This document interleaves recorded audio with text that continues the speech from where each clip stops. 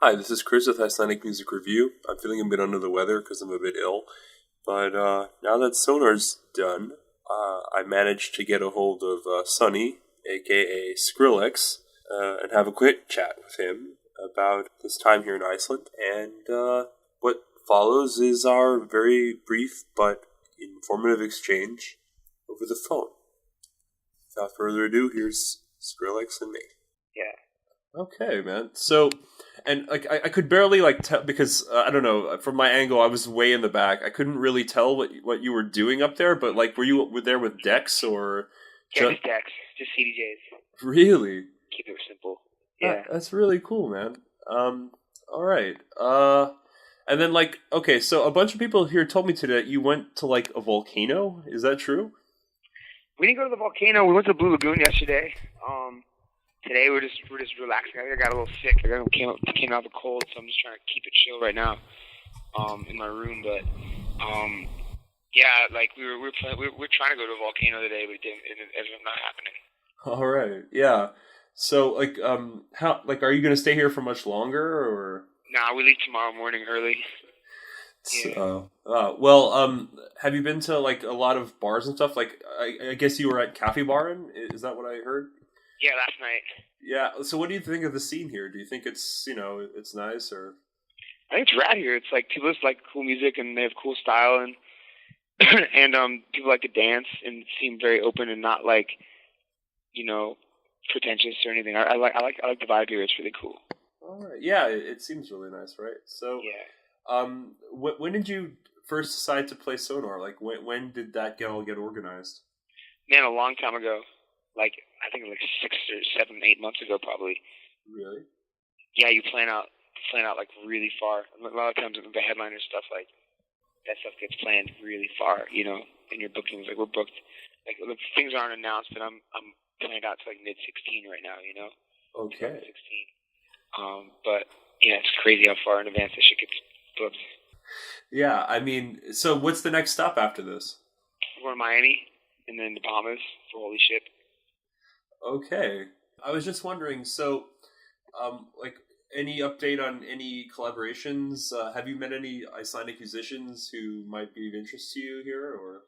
I'm not on this trip, to be honest. It's been, like, super, like, we've like, I'm usually always in the studio in every city I'm in, but we really took the time to kind of relax and, like, take trips around the island, and I haven't really been in the studio, but, I forgot the DJs' names we played last night at Cafe Baron, but they were really rad.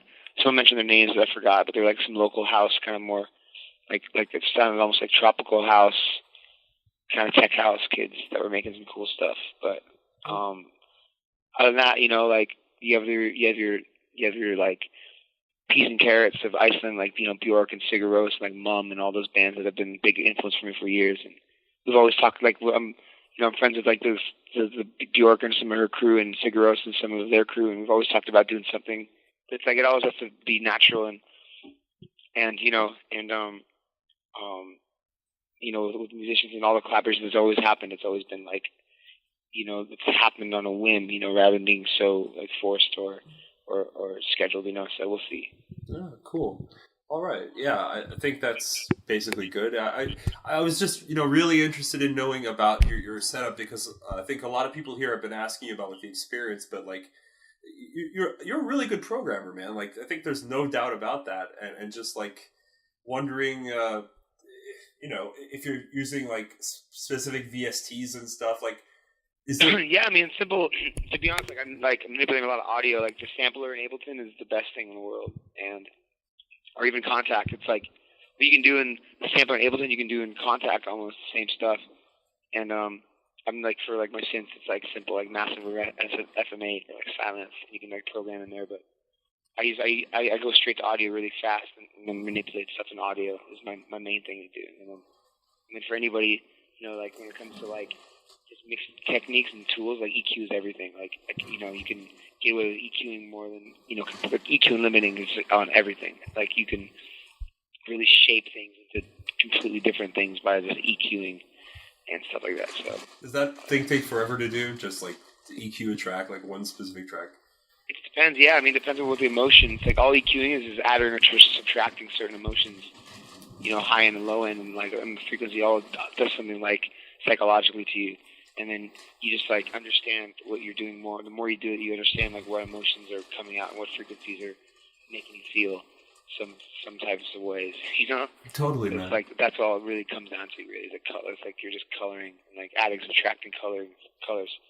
Sure. So okay, I'm gonna fuck off. Just do you do your own mixing and mastering? Yeah. Shit, man, that's crazy. That's awesome. Dude, thanks, man. You do everything yourself. Yeah. Wow. Dude, the last step for sure. I've had one track mastered for me before, but that was it. But I still mixed it. You should just do everything inside. Right. Inside the box. Always, actually. Okay. Well, that's great, man. Thanks for your time. I guess I wasn't expecting anyone to be at the number, so. Good job on being persistent and finding it.